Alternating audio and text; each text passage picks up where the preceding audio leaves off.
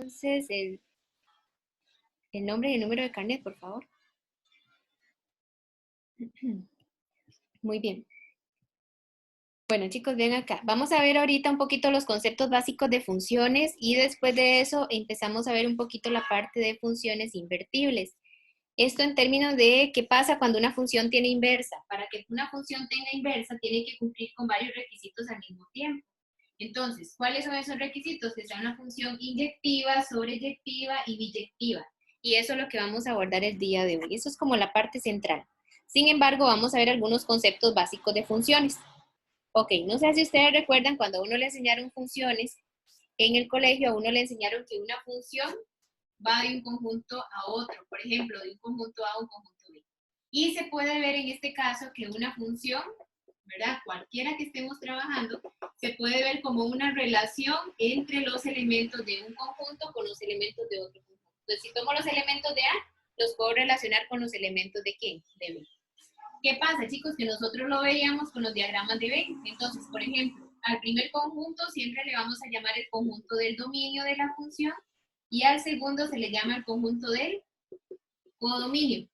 Entonces, decíamos, bueno, el dominio, como es el conjunto de salida, de donde sale la relación, está conformado por elementos que nosotros le llamamos las preimágenes de la función. Y recuerden que las preimágenes las representábamos ¿con qué? Con la variable x. Y en el codominio encontrábamos las imágenes de la función, que en este caso se representan con la variable y. Ahora, ¿qué decíamos? Que toda función toma un elemento x y lo relaciona con un elemento ¿qué? Y. Entonces, f depende de x. Y una vez que ustedes sustituyen x en la función, obtienen el valor de ¿quién? De y. Es decir, de la imagen. Entonces, por ejemplo, podríamos tener aquí diferentes preimágenes, x1, x2 y x3, y diferentes imágenes, y1, y2, y3, y por ejemplo, y4. ¿Qué hacía la función? La función decía con quién le tocaba relacionarse cada elemento del dominio con los elementos del codominio. Por ejemplo, a x1 le tocaba con y1, a x2 puede ser con y3 y a x3 con y2. ¿Y qué pasa, chicos? Que para que sea función, todos los elementos del dominio tienen que estar relacionados con algún elemento del codominio. Eso es muy, muy importante. Y además, nunca pueden sobrar elementos acá, pero sí pueden sobrar elementos ¿en dónde? En el codominio. Es decir, pueden sobrar imágenes, pero no preimágenes en la función. A este conjunto de imágenes, ¿verdad? Que tienen asociada una preimagen, bueno, en este caso podemos decir que están dentro de ¿dónde? Del ámbito de la función. Y el ámbito viene siendo el conjunto de imágenes que tienen alguna preimagen asociada. Eso es muy, muy importante. Entonces, ¿qué pasa? Se le llama ámbito o rango también, como lo hemos visto anteriormente. Por ejemplo, pueden sobrar elementos en Y, pero nunca en X. Y puede pasar que varios elementos de X se relacionen con un solo elemento de Y, pero al revés no. Varios de Y no se pueden relacionar con un solo valor de X. ¿Por qué? Porque ya dejaría de ser función. Por ejemplo, si yo les doy algo así, el conjunto A es el conjunto ABC, el conjunto B va a ser 1, 2, 3 y 4. Si yo les digo, en este caso, les doy esta relación, ¿verdad? Una relación que va de A a B. Y les digo, por ejemplo, así. A va con 1, A va con 2 y C va con 3. ¿Corresponde o no corresponde a una función? Si fuera el caso. No corresponde. No, Por dos razones, vamos, todos los elementos de A no todos no se relacionan. muy bien. ¿Quién es el que está sobrando en este caso? B y A es una malo comportada, ¿no? Exactamente. No puede tener dos imágenes diferentes, pero una imagen sí puede tener dos o más preimágenes asociadas, ¿verdad? Que eso es como una de las partes fundamentales para reconocer cuándo una relación es o no es función. Entonces, chicos, veámoslo así. Ya tenemos aquí la definición de función. ¿Qué es una función? Es aquella que toma dos conjuntos A y B y lo que hace es tomar y relacionar esos elementos. Donde tomo un elemento A del dominio y lo voy a relacionar con la imagen de A que está en el codominio, que es B. Recuerden que siempre vamos a crear pares ordenados. A, preimagen, y la imagen de A sería la imagen bajo la función, donde A pertenece al dominio. Entonces, Todos los pares ordenados que se cumplen bajo la función le pertenecen a la función. Si quedan fuera de ella, entonces no vamos a involucrarlos. Entonces, chicos, ahí es donde vamos a tener los conceptos de imagen y preimagen. Recordemos que todo elemento del dominio es lo que vamos a llamar argumento o preimagen de la función, ¿verdad? Y el valor f de a viene siendo lo que llamamos la imagen de a bajo la función f. Entonces, si yo tomo una preimagen, la asocio con su respectiva imagen y ya vamos a crear un par ordenado que le pertenece al gráfico de la función. Y después a la gráfica, que es cuando ya estamos en el plano cartesiano. Entonces, por ejemplo, yo aquí tengo dos conjuntos A y B. Son dos conjuntos cualesquiera. Y me dan esta relación. ¿Esta relación corresponde o no corresponde a una función? ¿Qué dirían ustedes, chicos? Creo que no. Sí corresponde. Ah, no, Sí, sí, pero sí, sí mentira, sí, sí. corresponde Sí porque corresponde. usted 1 y 2 relacionados con A, eso sí se puede hacer. No, pero no, porque Sí 3 corresponde quedaría sobrando. porque Yo creo que No, no corresponde. no Sí, pero corresponde. están sobrando del B, no del A. No, el A también, ve el 3. hago una pregunta. Exacto. Ajá. Estamos contando la de R, no la de S, ¿verdad? Sí, la de R. Ok. En Sí, este caso no corresponde. ¿Saben por qué, chicos? Porque si tengo 1 y 2, se Ujú. relacionan con X y eso sí es permitido. Pero ¿qué pasa? ¿Que me está sobrando quién? el 3. No tiene imagen bajo la función, por lo tanto no es una función. ¿Verdad? ¿Y qué pasa con ese? Que está repitiendo el 1 y además no tiene el 2. Tampoco son funciones. ¿Verdad? Entonces aquí les dejo para que analicen el 2 y el ejemplo 2 y el 3 para que ustedes lo puedan ver si efectivamente se trata o no de una función, porque para que sea una función debe cumplir con esas reglas, ¿verdad? Que todo elemento del dominio esté relacionado con algún elemento del codominio, ¿verdad? Para que no sobren las preimágenes y puede pasar que varias preimágenes tengan la misma imagen, pero al revés no. Entonces, perfecto. Ok, chicos, bien, estos son conceptos básicos que los voy a dejar por ahí. Voy a verlo rápido porque en realidad lo que quiero es enfatizar en la parte de funciones invertibles, que es como lo que sí se evalúa en la parte de trabajo colaborativo. Ok, ¿qué es una función identidad? Es aquella función que asigna a un elemento a su imagen en A. Por ejemplo, los pares ordenados 1 con 1, 2 con 2, 3 con 3. Es decir, la función identidad lo que hace es tomar y evalúa A en la función y ¿qué obtiene? El mismo valor A. Y se va a representar así, chicos, 1 de A. Eso quiere decir que es la identidad de A. A veces se reconoce también con una I, pero por el momento que si ustedes ven 1 sub A, entonces sería la identidad del conjunto A. Toma un elemento A y lo relaciona consigo mismo. Eso es la función identidad. Y luego yo creo que ya les había adelantado un poquito lo que era una composición de funciones. Recordemos que hemos compuesto relaciones, pero recordemos que una función es una relación, entonces va a ser el mismo concepto que vamos a aplicar acá. Si yo tengo una función f que va de A a B y una función g que va de B a C, la composición g o f lo que hace es tomar f y sustituirlo ¿en dónde? En g, como lo habíamos visto anteriormente. Entonces me va a quedar g y dentro de g f de A. ¿Qué es lo que hace esto en este caso, chicos? Tomar una función y sustituirla en otra. Entonces, de ahí es que nosotros podemos componer diferentes criterios de dos funciones, ¿verdad? Entonces, por ejemplo, acá, si yo tengo el conjunto A y B, que son los números enteros, y C es el conjunto de los números enteros pares, yo tengo la función f que va de A a B y la otra g que va de B a C. Vean que eso es muy importante. F va de A a B y g va de B a C. Entonces, yo puedo tener aquí los criterios de f y de g. Observen bien una cosa, chicos. F está en términos de A. Es decir, es la función f de A que es igual a A más 1. Y la función g más bien toma un valor b y lo relaciona con 2 veces ese valor b. Entonces, ¿qué es lo que me están preguntando ahí? Encontrar el resultado de g o f y de f o g. En realidad yo aquí no le llamaría resultado. Yo aquí lo que les pediría es el criterio de componer g o f y el criterio que se tiene de componer f o g. Entonces, por ejemplo acá, este es el criterio de la función f, este es el criterio de la función g. Si yo quiero componer G o F de, en este caso, ¿qué es lo que vamos a hacer? Tomamos y vamos a sustituir F dentro de ¿quién? De G, ¿verdad? Entonces, observen que F está en términos de ¿quién? De A. Entonces, la función G me va a quedar en términos de A. ¿Qué es lo que hacemos cuando componemos? Chicos, vean, presten mucha atención. Si yo quiero componer G o F es, tome F y sustitúyalo en G.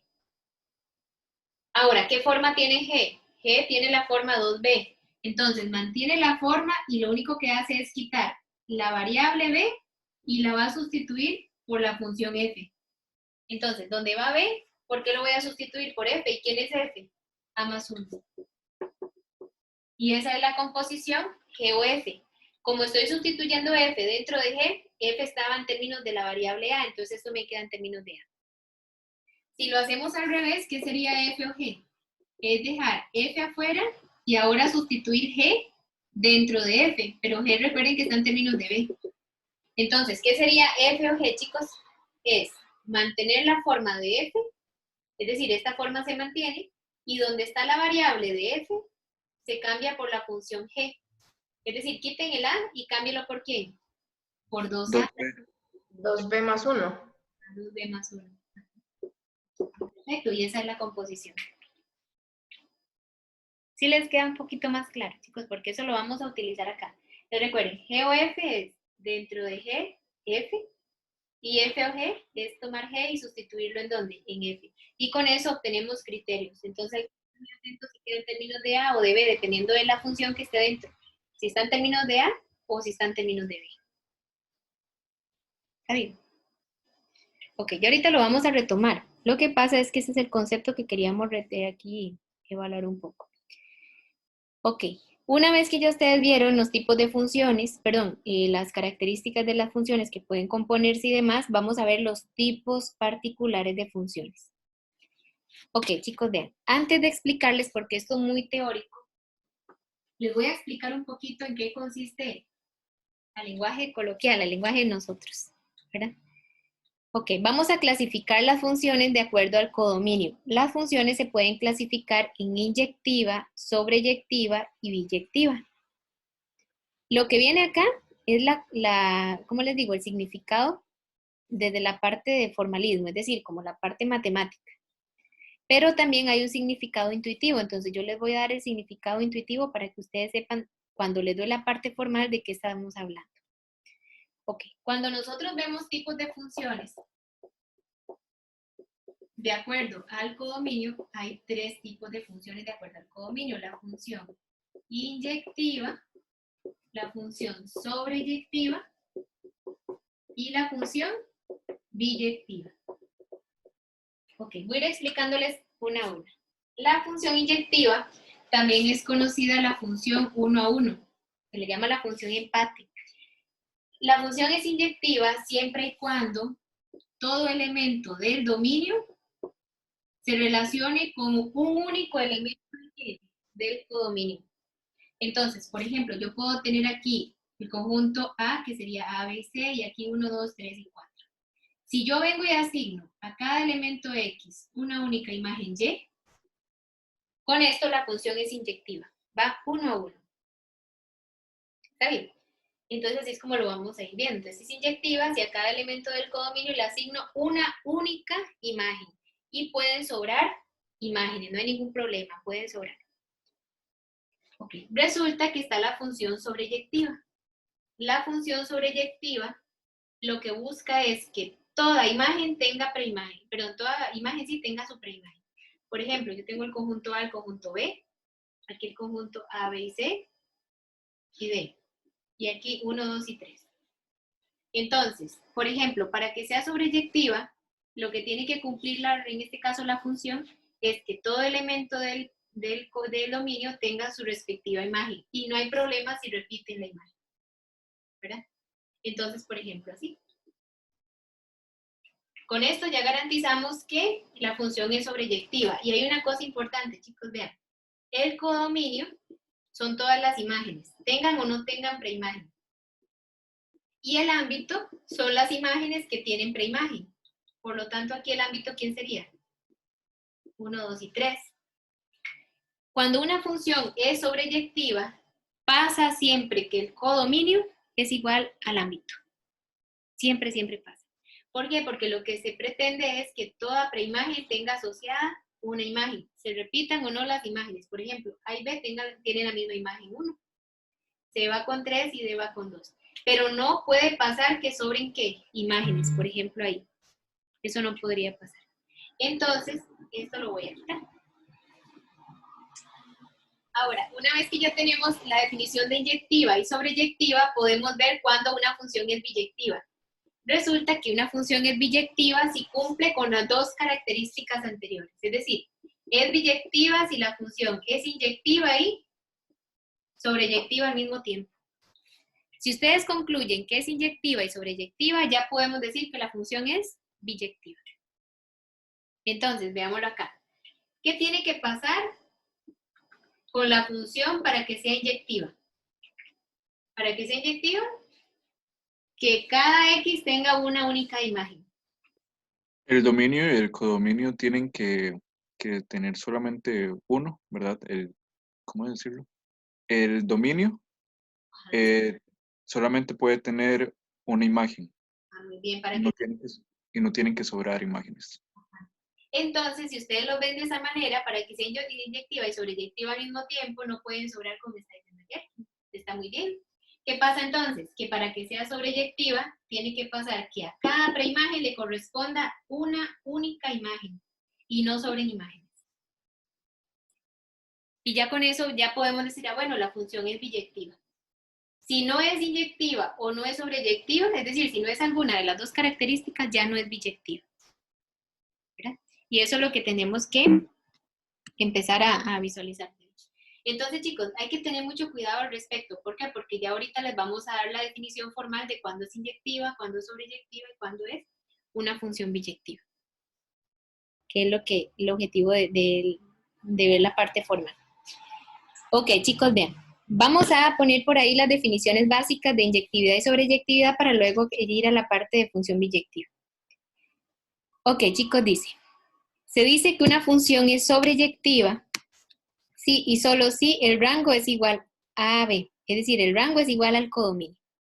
O el ámbito es igual al codominio, como yo se los dije anteriormente. Es decir, una función es sobreyectiva si el codominio es igual al ámbito del rango de la función. Por otro lado, se dice que f es una función 1 a 1 o inyectiva si se puede dar que la imagen de A es igual a la imagen de A' para dos elementos A y A' que están en el dominio.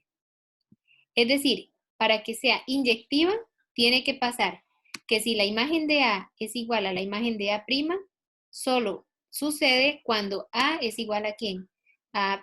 ¿Por qué, chicos? Porque no puede pasar que dos elementos X, como en este caso, tengan la misma imagen, porque ya no sería inyectiva. La única forma en que la imagen de A sea igual a la imagen de A', en ese caso, para que se lleve a cabo esa condición, es que A sea igual a A'. No puede pasar que ambos sean diferentes. ¿Por qué? Porque ya no cumpliría con la definición de inyectividad. Entonces, eso es lo que vamos a trabajar acá. Y una vez que ustedes ya demuestran que es sobreyectiva e inyectiva, ya pueden concluir que la función es biyectiva, como lo vamos a hacer aquí. ¿Está bien? Y ya cuando nosotros vemos, chicos, que se trata de una función biyectiva, ya podemos concluir que la función es invertible. Voy a dar todo de una vez para hacer un solo ejercicio de todo. ¿Está bien? Entonces, ¿qué pasa con las funciones invertibles? Yo voy a tener una función f que va de A a B. Esta función es invertible y voy a decir que la inversa se va a representar con f a la menos 1, chicos. Si la original va de A a B, la invertible va de B a A. Y en este caso podríamos encontrar la relación inversa, que también sería otra función. Ahora, ¿cuándo una función es invertible, chicos? Una función tiene inversa cuando es una función biyectiva. Es decir, ustedes para poder saber si es invertible o no, primero tienen que mostrar si la función es inyectiva, si es sobreyectiva y si es ambas, concluir que la función es biyectiva para que pueda tener inversa. De forma contraria, no. Entonces, eso es lo que vamos a ver, por ejemplo, acá. Y hay un teorema que ahorita lo vamos a aplicar, que es un teorema que, por ejemplo, si yo tengo una función f que va de a a b, es una función biyectiva, entonces se cumplen las siguientes condiciones. Es decir, si esta función es biyectiva, tiene inversa, es decir, la función es invertible. Y resulta que si tiene inversa, nosotros podemos combinar, o podemos componer, perdón, f con la inversa de f, y eso nos va a dar la identidad de b. Y la composición de la inversa de f con f nos daría la identidad de ¿quién? De a. ¿Por qué, chicos? Porque recuerden que en este caso f va de a a b, como estamos acá. ¿Y la inversa de dónde a dónde va? ¿De b a qué? Ah, entonces nos va a quedar en términos de b. Ahora, si yo sustituyo o combino, hacemos la composición de la inversa con f, recuerden que f va a quedar dentro de la inversa. F va de a a b. Por eso es que les tiene que quedar la identidad de a. ¿Y quién es la identidad de a? A. ¿Quién es la identidad de b? B. Que eso es lo que queremos aplicar acá. Entonces, chicos, vean, vamos a hacer un ejemplo, como este del ejemplo 1, donde vamos a demostrar si es una biyección. Una vez que demuestran si es biyección o no, vamos a construir la inversa, y cuando ya tienen la inversa, vamos a verificar que f compuesta con la inversa va a dar la identidad de b, y f inversa compuesta con f me va a dar la identidad de ¿quién? De a. Entonces vamos a ver, a hacerlo un momentito con todo detalle. Bueno, chicos, vean, voy a seguirles explicando acá, ya modo resumen de cuáles son las propiedades o cuáles son las definiciones que vamos a utilizar para demostrar que una función es una biyección o que es una función biyectiva. Para mostrar que es biyectiva, primero tendríamos que mostrar que la función es inyectiva y sobreyectiva. Ahora, ¿cuál es la definición de una función inyectiva? Una función es inyectiva si yo me doy dos elementos del dominio. Suponemos que la imagen de A es igual a la imagen de B. Y deben demostrar que en este caso, si la imagen de A es igual a la imagen de B, es necesariamente porque A es igual a B. No puede pasar que ellos sean diferentes, porque dos elementos diferentes no pueden tener la misma imagen, porque si no ya no sería inyectiva. Ahora, es sobreyectiva cuando yo a todo elemento del codominio le encuentro un elemento en el dominio. Es decir, vamos a garantizar que es sobreyectiva si nunca sobran las imágenes. Entonces, ¿qué pasa? Que a toda imagen me voy a dar un elemento B, cualquiera, que esté en el codominio, y voy a suponer que ese elemento B es de la forma de la imagen de A. Entonces, si yo me doy en ese elemento que es una imagen de A, tengo que buscarle a ese elemento B su respectivo valor, ¿en dónde? En el dominio. Entonces va a existir ese valor en el dominio de la función. Y ya cuando demostramos que es inyectiva y sobreyectiva, ya podríamos concluir que la función es biyectiva. Y con eso la función es una biyección, que era como les estaba mencionando anteriormente. Ok, ahora sí, apliquemos esas propiedades para demostrar que esta función es una biyección. Entonces, para mostrar que es una biyección, primero vamos a ver si la función es inyectiva. Para ver si es inyectiva, chicos, vean la definición. Nos vamos a dar dos elementos A y B que están en el dominio. Entonces, nos vamos a dar un A y un B que pertenecen al dominio de la función. Y vamos a suponer que la imagen de A es igual a la imagen de B.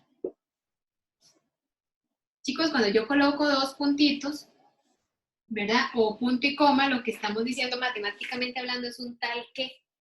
Esta es la abreviación. Puede colocarse así o así. Entonces me voy a dar dos elementos A y B en el dominio y voy a suponer que la imagen de A es igual a la imagen de B. Ok, chicos, vean. ¿Cómo se calcula la imagen de A? La imagen de A sería 2A a la 3 menos 1. Entonces vengo y sustituyo. ¿Quién sería la imagen de A? 2A a la 3 menos 1, porque la imagen se sustituye en la función. Se sustituye a X para encontrar el valor de la imagen. Si la imagen de A es 2A a la 3 menos 1, ¿quién sería la imagen de B? Es sustituir B acá. Entonces, ¿cuál sería la imagen de B en este caso? 2B a la 3 menos 1.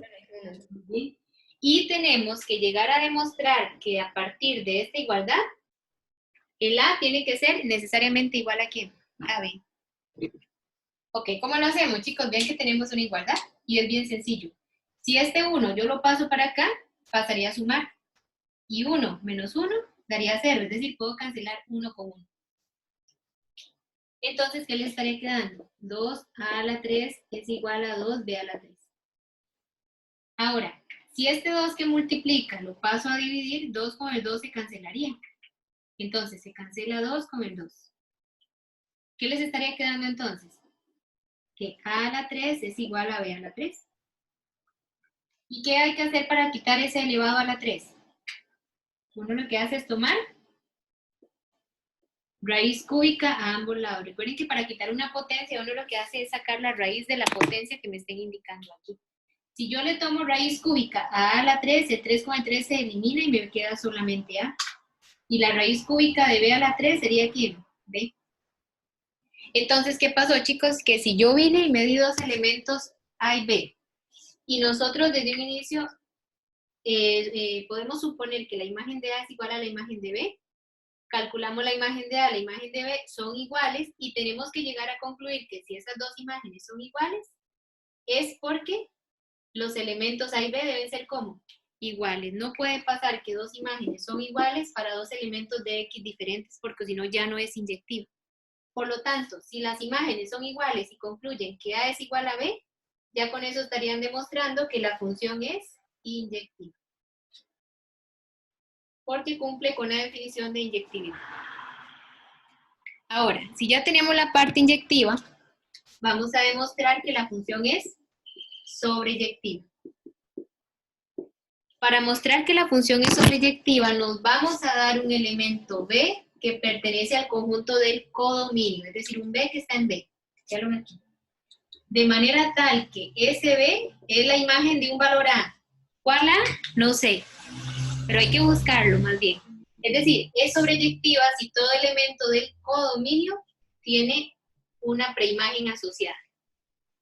¿Qué es lo que hay que hacer? Buscar cuál es esa preimagen. Entonces, nos vamos a dar un elemento b y vamos a suponer que b es de la forma de f de a. ¿Cómo se calcularía la imagen de a? La imagen de a sería 2a a la 3 menos 1. Y una vez que ustedes igualan b a la forma que tienen las imágenes, lo que tendrían que hacer es buscarle a b un elemento en el dominio, es decir, un a. ¿Y cómo lo hacen? Invirtiendo la ecuación. Entonces, chicos, ustedes dicen, bueno, si b es esto, ¿verdad que b más 1 es 2a a la 3? El 1 que estaba restando lo pasé a sumar. Este 2 que multiplica, pasa a dividir. Y luego, para quitar esta potencia 3, tomamos raíz cúbica. Me va a quedar raíz cúbica de b más 1 entre 2 es igual a a. ¿Qué pasó, chicos? Que yo me di un elemento b en el codominio y llegué a demostrar que este elemento b tiene una preimagen asociada, es decir, un valor de ¿quién? De a. Entonces, ¿qué pasó, chicos? Que a todo elemento de la imagen encontramos una preimagen. Eso sí, chicos, hay que tener mucho cuidado. Cuando nosotros encontramos los elementos de a, estos elementos de a deben de estar dentro del dominio. Por ejemplo, vamos a ver acá. Por ejemplo, acá. Si yo aquí tengo a, ven que aquí no tiene restricción, ¿verdad? Si no tiene restricción, entonces lo que tendríamos que hacer es venir y decir, bueno, como aquí hay un 2, este valor de a siempre existe. ¿Por qué? Porque yo le doy un valor de b, cualquiera, lo sustituyo y lo calculo y siempre me va a dar un valor de a diferente. Y este a no tiene restricción en el dominio. Si hubiera sido, por ejemplo, aquí, un b, por ejemplo, este que agregué. ¿Qué pasó aquí? Que este b no puede ser ¿cuánto? No puede ser 0. Profe, ¿podría bajar un poquitito la cámara? Es que casi nos... Ajá, es que ahí casi no se veía. Entonces, por ejemplo, aquí. Vean que yo aquí voy a quitar el b. Si yo vengo y quito el b, no hay ninguna restricción. ¿Por qué? Porque yo puedo sustituir el b que yo quiera y siempre me va a dar un valor de a. El problema es si yo le hubiera agregado aquí un b abajo. ¿Qué pasa ahí? Que la restricción dice que abajo b no puede valer ¿cuánto? 0. Porque no existen los números reales, algo entre 0. Entonces, ¿qué pasa? Que en este caso, el a tiene que ser cualquier número real menos ¿qué? Menos el 0. Y tiene que estar totalmente seguros que este A esté dentro del dominio. Por ejemplo, si yo les digo aquí, el dominio va de todos los reales menos el 0 a todos los reales. Aquí me dijeron que era un A y un B, pero yo lo estoy cambiando por estos valores. Si este es el A, ¿cuál es la única restricción que tiene? 0. ¿Y qué pasó? Que aquí no puede ser 0, entonces no hay problema. Esto siempre va a existir porque la única restricción que tenía, que era 0, ya la está quitando el dominio. Entonces, quiere decir que este valor A siempre existe. ¿Verdad? De igual manera aquí, si yo le digo es todos los reales menos 0, el B no puede ser 0. Entonces, efectivamente, como estamos quitando el 0, esto siempre va a existir porque nunca va a dar 0 abajo, porque ya lo quitaron de la restricción. ¿Verdad? Ya lo hicieron como una restricción más bien. Y ya cuando ustedes demuestran que a todo valor B le encuentran un valor A asociado, ya pueden concluir que la función es sobreyectiva. Y si la función es inyectiva y es sobreyectiva, ¿qué podemos concluir? Que la función es biyectiva, muy bien. Y si ya es biyectiva, ya podríamos decir que la función es invertible, que es uno de los objetivos. Es decir, les vamos a tomar ejercicios donde ustedes tienen que mostrar que es biyectiva, y una vez que ya demuestran que es biyectiva, tienen que construir el criterio de la función inversa. Observen bien que la original va de A a B. Entonces, ¿la inversa de dónde va? De B a A. Porque la inversa lo que hace es darle vuelta a los conjuntos. Ok. Vamos a hacer eso un momentito. Vamos a seguir grabando. La segunda parte lo que me está diciendo que ya una vez que nosotros demostramos que es una biyección, es decir, ya ustedes vieron que la función es inyectiva y es sobreyectiva, la conclusión final es que la función es inyectiva y sobreyectiva ya es biyectiva. Y por ser biyectiva tiene inversa. Entonces, podemos resolver la parte B. Si ustedes no demuestran, o por ejemplo, en la parte de la demostración ven que no cumple con alguna de las dos proposiciones, ya no es biyectiva y no va a tener inversa. Pero no se cumplirían las dos. Entonces, para que tenga inversa, vamos a considerar esto. La función original, vean una cosa, la original va de A a B. Y el criterio de la original era f de A igual a 2A a la 3 menos 1. Resulta que me están pidiendo encontrar la inversa. La inversa ahora va de B al conjunto A. Y hay un detalle importante. Resulta que, véanlo aquí, la original iba de A a B y ese es el criterio de la original. La inversa lo que hace es darle vuelta a los conjuntos de la función original. Y lo que haremos es buscar el criterio de la función inversa. ¿Qué pasa, chicos? Que la inversa ya no va a estar en términos de A, sino en términos de ¿quién? De B. Y resulta que el criterio de la función inversa es aquel criterio que ustedes encontraron una vez que despejaron el A de la sobreyectividad. Es decir, el criterio de la inversa sería la raíz cúbica de ¿quién? De B más 1 entre 2. Y eso es lo único que me están pidiendo ahí. Es decir, que con solo que ya ustedes hayan mostrado la sobreyectividad, esto que les queda aquí una vez despejado A, es el criterio de la función inversa. Y recuerden que la inversa ya no queda en términos de A, sino va a quedar en términos de ¿quién? En términos de B. Y ya con eso tendrían la parte B. Ahora, vean lo que me piden en la parte C. En la parte C me están pidiendo verificar que F compuesta con la inversa genera la identidad de B. Y además, que la inversa compuesta con F genera la identidad de A. Chicos, hay que tener mucho cuidado porque vean, si fuera para efectos de tareas o de quizzes o lo que fuera, ¿verdad? Y también para el trabajo colaborativo, con que la parte inyectiva y sobreyectiva vaya mal, ya con eso tendrían malo la parte B y C, ¿verdad? Porque vean que la parte B depende de la sobreyectividad. Y la parte C ocupamos la función original y la inversa, es decir, ocupamos ambas funciones. Vamos a verificar que F compuesta con la inversa me va a generar la identidad de B. ¿Qué sería F compuesta con la inversa, chicos? Es tomar la inversa y sustituirla en F. Pero observen que la inversa está en términos de ¿quién? De B. Ok, ¿qué quiere decir entonces componer F inversa? ¿Ah? ¿Quiere decir? Sustituir Ajá, el criterio de F inversa por el A. exacto. de- Mantiene esta forma, ¿verdad? Ajá. Mantiene la forma 2 y donde está el A lo quito y lo cambio por la función inversa. Entonces sería 2. El A se cambia por quién? Por la raíz cúbica de B más 1 entre 2, pero sigue manteniéndose a la ¿qué? A la 3. ¿Y le resto cuánto? 1. Y resulta que esta composición que nos tiene que dar la identidad de quién? De B. ¿Y la identidad de B es quién? Es B. ¿Quién sería la identidad de A? Esa. Eso quiere decir que esto va a estar bueno si ustedes verifican que esta composición me da B y que esta composición nos dé A. Entonces venimos y componemos. Ok. ¿Qué es lo primero que harían, chicos? Hay que tener mucho cuidado con los pasos porque es fundamental hacer prioridad en las operaciones combinadas. Cancelar la raíz con el exponente. Bien, esta raíz con este exponente se cancela, se simplifica. Entonces les va a quedar el 2 afuera y va a multiplicar lo que estaba dentro de la raíz. Y le resto 1. Luego, Se puede Cancelar cancelar el el 2. 2 multiplicando con el 2 dividiendo. porque aquí hay una multiplicación, muy bien. ¿Qué les quedaría entonces? Y lo mismo con los 1. Menos 1. Y el 1 menos 1 se cancela. ¿Y qué les va a quedar? B. ¿Y quién es B? La identidad de B.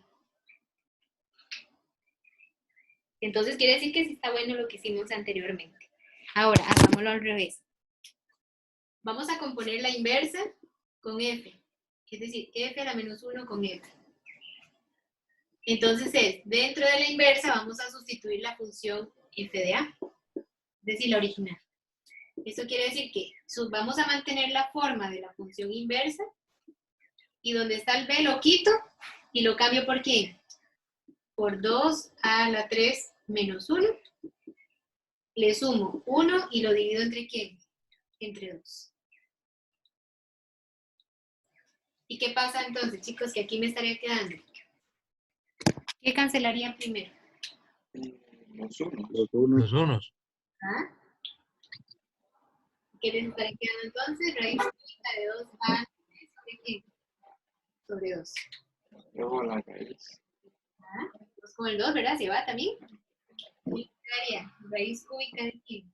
A 3, muy bien. Y como me dijeron ahí, 3 con 3 se va. ¿Y qué La le- raíz. Ah, me va a quedar la raíz cúbica, se va con el 3 de allí. Se está elevando y me queda A. ¿Y quién es A? La identidad de A. Pues efectivamente, a la hora de componer la inversa con F me genera la identidad de A y la función F con la inversa la identidad de B. ¿Está bien? Ok, muy bien.